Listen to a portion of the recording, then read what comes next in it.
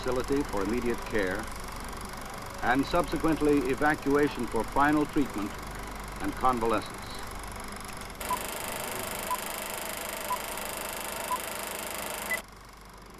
One of the multiple shelter units fits the bed of a standard deuce and a half.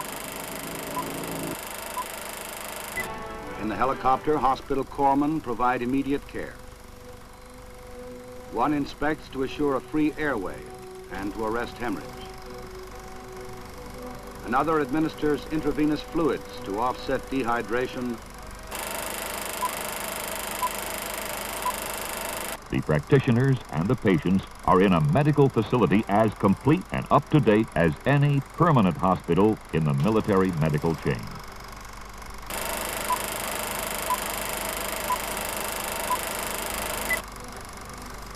They will administer emergency treatment during the return flight, including sedation, as needed by the patient. At the medical battalion, the landing area for helicopters is located as close as possible to the receiving unit. Again, patients are deplaned rapidly and carried directly into the unit.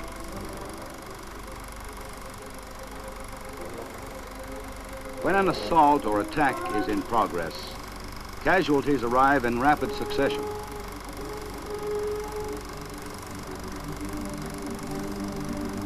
At each medical facility, combat patients are received for primary treatment within 20 to 30 minutes after they have been hit.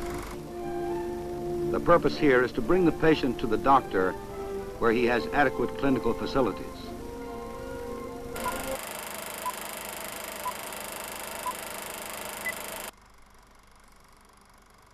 And there was a couple that came up to the wall, and we would meet them, and I'd say, who are you looking for? And so they would tell me, I said, well, let's go back. And we went in and went through the guide and showed them where they were located and walked back out there. And we were talking. I said, you in the service? And he said, yeah. And I said, well, where were you located? And he says, mainly in the Central Highlands up there. I said, okay, I don't know where. And so we talked, and I told him I was assigned, I was at the 18th MASH, a big hospital up in the Highlands. And we talked and went on, and they did what they wanted to do. A little while later, he caught up with me.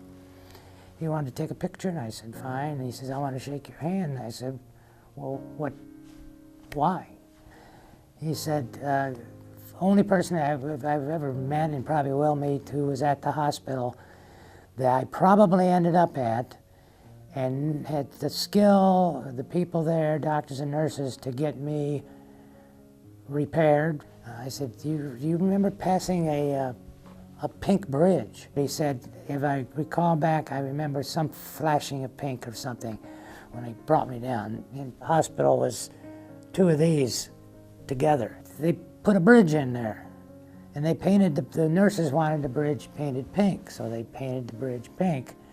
And they put a sign on the upside. Anybody getting off the helicopter, wounded and so on, coming into the hospital, would confront that bridge, and the sign said, the Bridge of Hope. That, to me, right, was another, many, many years later, a very nice remembrance of the type of people we had and the type of care we gave.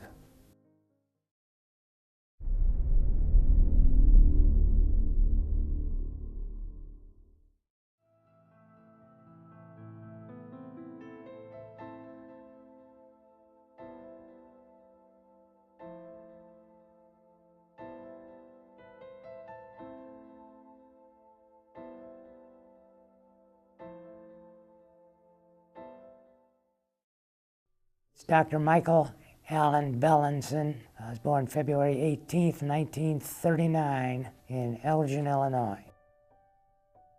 My dad was a psychiatrist with the state of Illinois. He started in Elgin, where I was born. We moved to Lincoln, where my brother was born. From Lincoln, we moved to Dixon. Eventually, he became the superintendent of the state hospital at Dixon. And from there, we moved to Jacksonville, Illinois, where we spent 9 years. I have a brother who's born in August 1943. He has, when he started it, he has a world organization called Gynecological Oncologists Ltd. They are a world gynecologic cancer group. During high school, I competed on the track team and was an all-state running back in some fashion in football, and went to the state a couple times in track and field.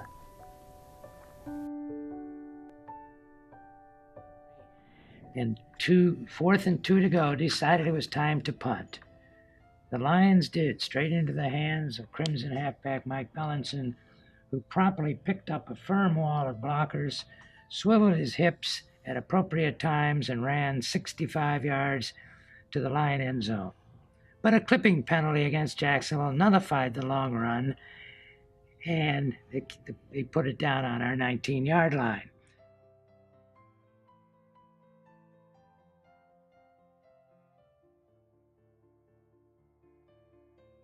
I was just starting, finishing about middle of medical school. It would have been around 63, 64. Heard a little bit about it. Didn't think that much about it until I got finished. And then I was interning in Des Moines, Iowa. And I had about 2 months to go at Iowa Methodist Hospital. And had about 2 months to go, and got a draft notice. And I knew if I was going into anesthesia that I needed to get started in that. So my chief at the University of Virginia, where I was going to start, told me he knew the consultant for anesthesia to Vietnam, and got me delayed for 3.5 months.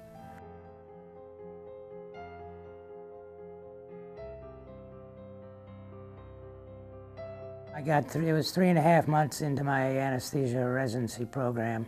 Doug Eastwood, the late Doug Eastwood, a terrific director and teacher, had it organized for me. When I was on call, I did everything that came along, with assistance, obviously. But he had it all planned for me after talking to the consultant, and there was a lot of time spent on regional anesthesia, meaning spinal anesthetics, epidural anesthetics, axillary blocks, various nerve blocks, which did pay off for having a lot of that. But at Virginia, he got me well prepared, and after 3.5 months, got very, I think, a good background before I went over.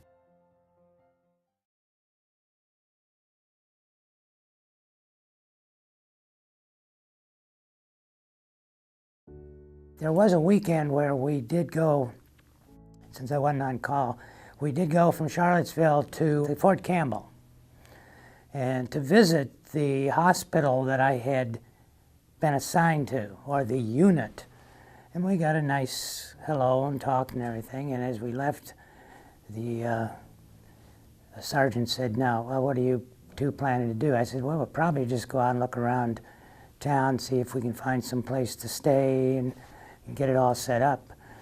And that was the one classic statement he made. He said to me, "Well, when you are ready to join us, we will be in an undisclosed location, so you need not look around town for anything."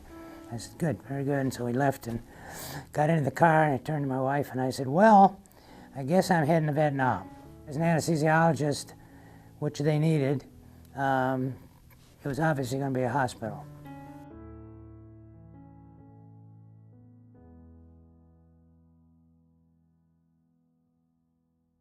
Five-week physician orientation.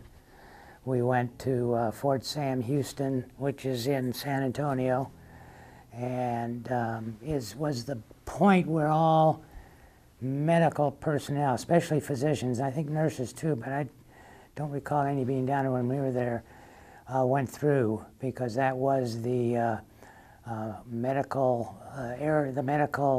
battalion. So we had classes. We had a couple books to study and things to study. We had classes learning the lingo of the Army, learning in general topics, learning medical techniques of things and how the Army wanted to do it. During that period of time, we spent 3 days out in the field where we stayed in, I think we stayed in tents. Either that or they got us out there. But we spent 3 days out learning a lot of things that I said were maybe a little higher level of scouting. I was in the Boy Scouts, and a lot we did is what we were learning to do.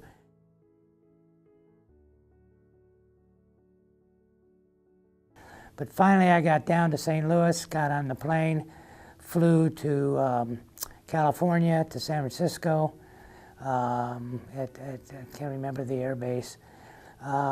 We were there for about 2 days, and then left for Vietnam. So I got in country on the 6th of December, which was an interesting trip because I sat next to a chief warrant officer who was going back for his second tour of duty, maybe his third, I think it was his second.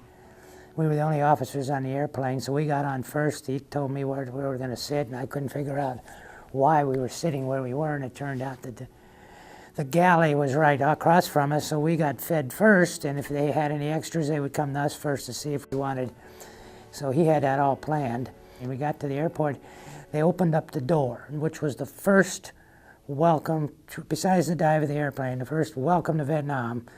They opened up the door, and we were sitting 2/3 of the way back, and this, I called it a cloud. It was kind of a misty cloud. It came into the plane, turned, came right on down, and as it got more into the plane, it's a little bit of, you could say it was raining, a little bit of rain, just a wetness that you felt from it. We landed at 11:30 at night. It was 97% humidity. The next day, when we checked in from there, then we were directed to Camp Alpha, which was the little village made up by the military, those who didn't have an assignment or maybe even a unit would come in there.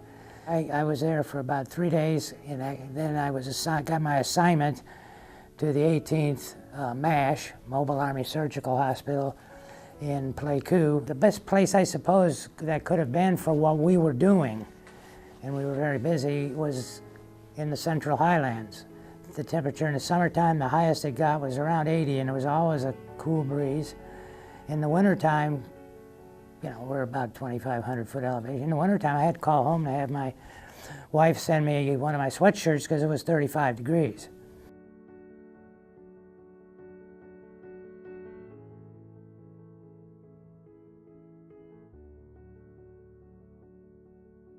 Wayne Hosking was the chief anesthesiologist. I considered him my mentor, and I considered that an extra year in a way, an extra year of internship and residency combined. Learned a lot. I had a couple books with me and so on, and did a lot. I mean, here I was an MD, but only had 3 months of anesthesia training. My MOS was as an anesthesiologist, and I was quote unquote supervising, basically just assisting some very well-trained, experienced nurse anesthetists. But with the MD background, then there are situations that arise that they needed help on things. Wayne Hosking and myself, we were the only 2 physicians, and we had 4 nurse anesthetists.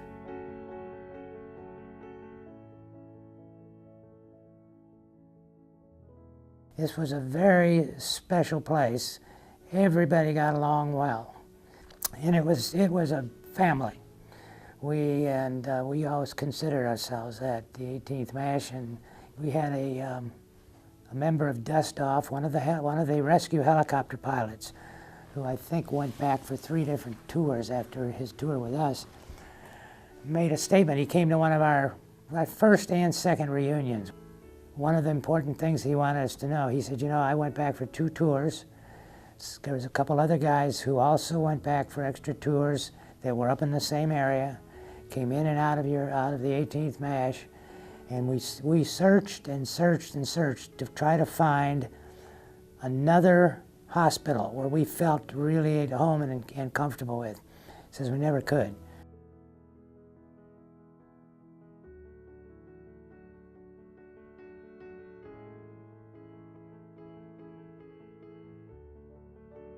very busy. Saw about 4,500 to 5,000 patients. Over 4,000 of them were surgicals in the operating room, and one claim to fame, we had anybody who came in, was stabilized, moved out of the emergency area into the operating room. We had no deaths in the year that were there. We had maybe 2 or 3 after the surgery while they were recovering. That just, things occur. But we had none in the operating room. So when we were busy, it's usually when there was some action within the area. I mean, we weren't very far from some of it. The Ho Chi Minh Trail that came down from North Vietnam and went into South Vietnam split into 3 paths where the Vietnamese soldiers would come into. And all 3 of them, one was north of us, one was west of us, and the other one just a little south. Before we got there, if anybody was wounded in that whole area, they had to be flown by helicopter before an awful lot was done to them down. Then that was about a 45-minute helicopter ride down to the coastline, where we had eventually 3 evacuation hospitals. When they knew a hospital was going to show up there, it made all the difference in the world. And the hospital opened up in latter April, May of '66. Usually if you had a lot of action, we call it a push, when you get a lot of casualties, they would either come in late afternoon, evening, and then you'd be working until late, maybe early morning or something, and then generally free. Or they would come in late morning through the afternoon. If there wasn't anything going on, we were usually alerted about it. Then we would schedule elective surgeries. So we did a lot of hernia repairs, a lot of vasectomies. We did cyst removals, a variety of basically elective operations. We had interpreters there to interpret for the North Vietnamese that showed up. We had people who understood the Montagnards. The Montagnards were I always related to Montagnards people as the original people of South Vietnam, like the Indians in the U.S. We had a village chief, which would be like a mayor, and a princess. I never could figure out the relationship, but a little girl, both of whom had stepped on some small anti-personnel mine and came in with foot injuries and spent probably 3 weeks to a month with us. So there was a lot going on. We had a radiology department, we had a pathology department, we had a respiratory department. I mean, we had everything in our place to care for anybody that showed up there that we had to take care of.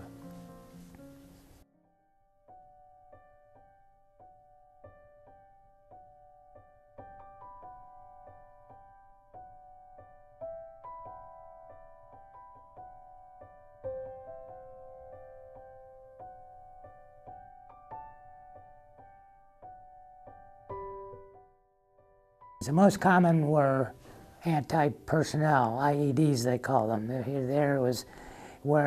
But they were not the size that really, in many ways, they blew out sides of tanks and so on.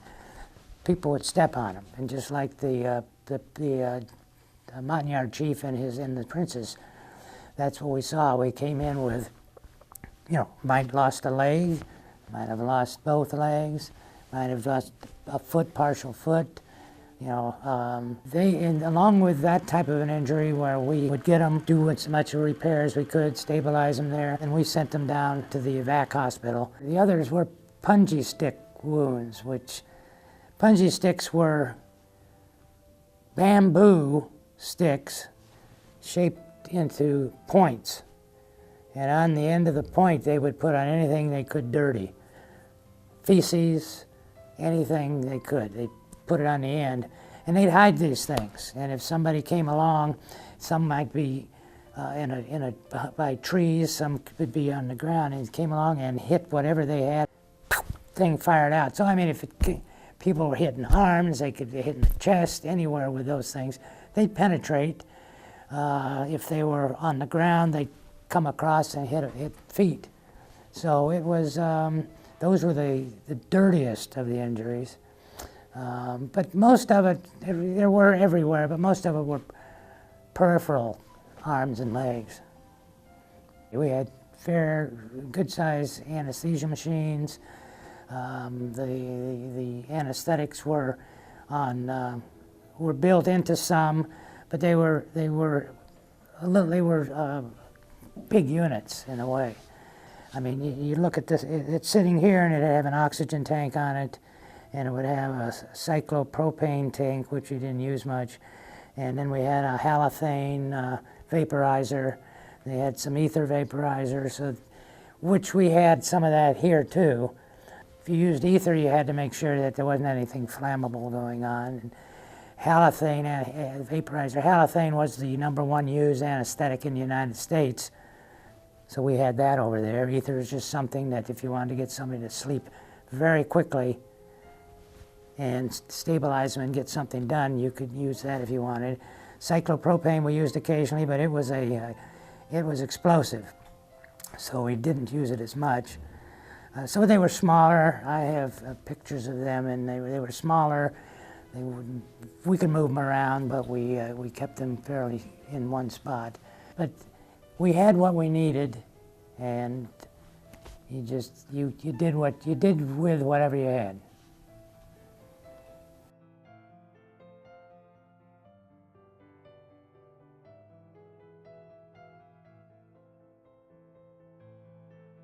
Well, we did a lot of visiting. If I had time and I knew I was going to be bothered, I might hop a helicopter and fly down to the coast. Maybe there's a patient I was interested in seeing that I knew was down there, or I had a couple of people I knew down at the anesthesia departments. We'd go out and visit. There was a Vietnamese Montagnard fella who lived about 3 or 4 miles north, so we'd drive out. He made crossbows, which are what they used back then, big, huge bows, bow and arrow things. And he made them, and I bought a couple from him and mailed them back. And we played a lot of volleyball. 10 miles south where the 4th Division was, they had a huge stage, and they had entertainers. We had other entertainers. We had a singing group called the Korean Kittens. There were 4 or 5 girls from Korea who couldn't speak a word of English, but sang English words. I mean, if you can figure that out. I don't know if they knew what they were singing, but they sang the popular songs of the time, though they couldn't speak any English otherwise.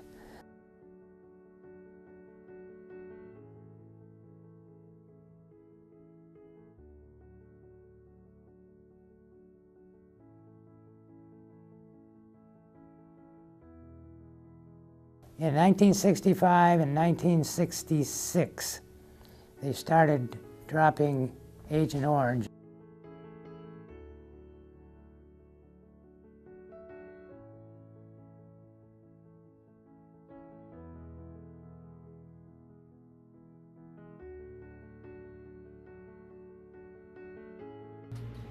The U.S. military responded to the problem by assaulting trees and brush with a potent herbicide nicknamed Agent Orange.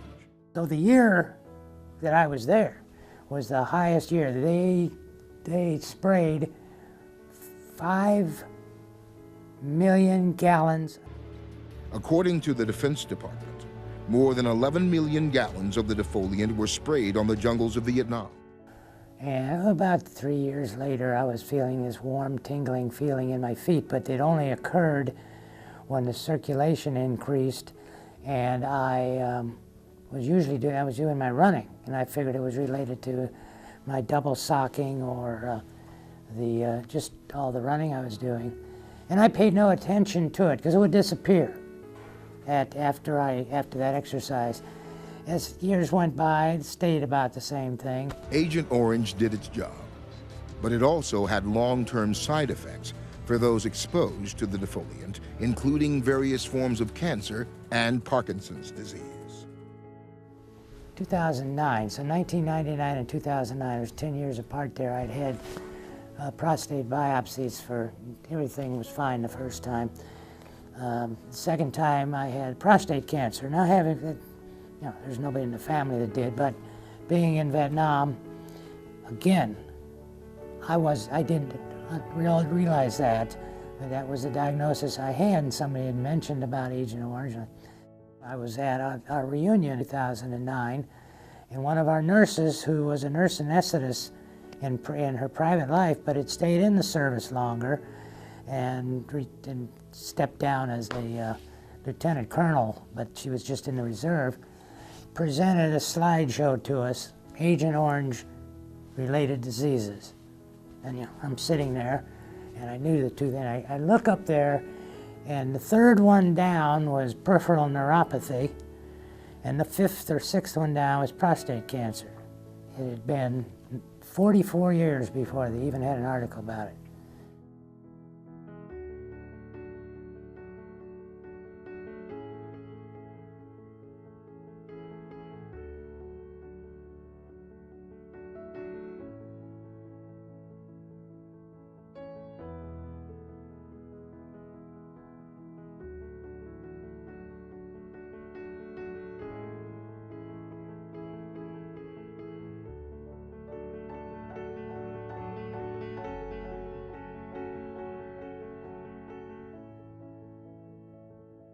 And I left Vietnam on a jet at around 9, I would guess it's around 7 o'clock in the evening, Thanksgiving Eve, 24th of November. When I arrived in the States, in Seattle, took a plane from Seattle to Chicago, a plane to Springfield, and my parents and my wife were waiting for me, and I got in there at 9 o'clock. So it took me 2 hours, I said, to fly back. But so I got back at 9 o'clock Thanksgiving Eve, and I left there at 7 o'clock Thanksgiving Eve. So you know, you gained a day coming back, and which was nice because then everybody was together on Thanksgiving when I got back.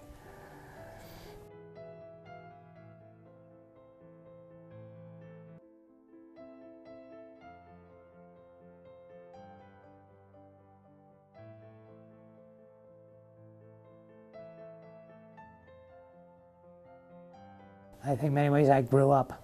I mean, even at age 27, grew up a little, became a little more serious of some things. In the entire time I was there where I was at, until somebody dropped some things in the way corner of it, I didn't feel that unsafe, let's put it that way. We were too busy in doing what we were doing. I learned a lot of life's things. I learned a lot, obviously, of anesthesia, and became more, not so much introspective, but just like I do now, spend more time suddenly reading about things happening that you may not hear on the radio or so on and so forth. So I think it was all changed to the better.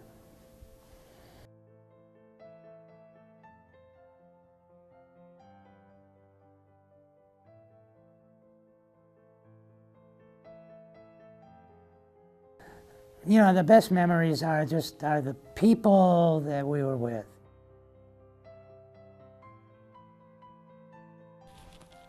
So, the first time that I met Mike was at our Vet Doc football game, and I was really nervous to meet him because I had been watching his face for so long, but he had never met me.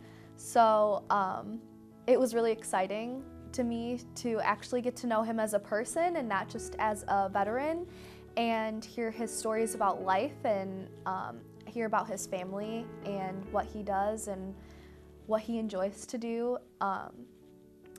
At that game, I had to let him know that his first interview was only 45 minutes long, which was a little bit stressful for me because it cut off in the middle. So we had to redo a whole interview, which is more than I think anyone else had to do in the class. But we got through it, and the second interview was incredible, and I was really excited to actually sit in on it and be able to ask my own questions. Mike has taught me more than any teacher could, than any other person really could. Learning about the Vietnam War from a Vietnam War veteran is so different than hearing about it in a textbook or reading about it, or your teachers trying to teach it because they really didn't experience what they have experienced, and it just really changes your perspective. I found myself in US history this year, kind of sitting back listening to our Vietnam unit and realizing just how different it is to read about it than to actually experience it with another person who has been in that war. It really hit a soft spot with me when Mike started talking about the injuries that veterans went through, that they gave their whole lives for us, and they came back wounded, and not only wounded physically but mentally as well, and that it wasn't an easy time for them while they were there. But what I'm eternally grateful for in Mike is that he has changed my perspective of wars and veterans, and I pay more attention, and I'm more grateful. When I see a veteran, I tell them thank you for your service, because they really like that. They enjoy that, and I didn't know that before I met Mike. I thought that they kind of didn't want to talk about it. This class has really changed my life, and it's because of Mike that I stayed in this class. I was kind of nervous about taking it at first because I knew just how much work it took and how much effort and time, and I didn't know if I would be able to commit myself to that. And after I met Mike, I knew hands down I was not leaving this class, and that he has changed my life for the better in so many different ways, and I'm so grateful that I had the opportunity to make this documentary about him and to experience things in a different way and learn things in a new way, to sit down and talk to him about the pictures that he gave me to work with and the book that he showed me, which was not only useful for my documentary but was also useful for my research paper for US history. I did it on the US involvement in the Vietnam War, and I was able to use a lot of the content out of that book. And just to hear about his life as a child and as an adult and in the war, I'm really grateful that I got to know Mike, and I'm really grateful for the relationship that we've built and the friendship that we have, that I know that I will now have with him for the rest of his life and mine.